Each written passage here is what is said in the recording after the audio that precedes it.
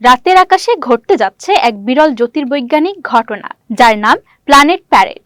সৌরজগতের 6টি গ্রহকে এক সারিতে বা কাছাকাছি সারিবদ্ধ অবস্থায় দেখা যাবে খালি চোখেই।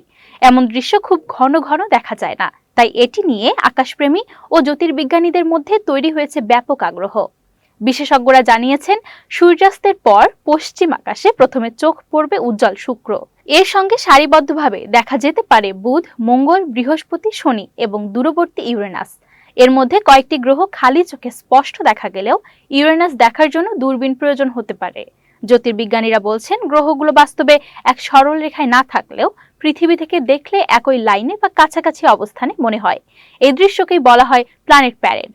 আকাশ পরিষ্কার থাকলে, শহরের আলো দূষণ এড়িয়ে খোলা স্থানে দাঁড়ালে সহজভাবে ভালোভাবে উপভোগ করা যাবে এই মহাজাগতিক সৌন্দর্য। বাংলাদেশ থেকেও এই বিরল দৃশ্য দেখা যাওয়ার সম্ভাবনা রয়েছে বলে জানানো হয়েছে। বিশেষ করে সূর্যাস্তের প্রায় 30 থেকে 90 মিনিটের মধ্যে পশ্চিম ও দক্ষিণ পশ্চিম আকাশে তাকালেই মিলতে পারে এই অনন্য অভিজ্ঞতা।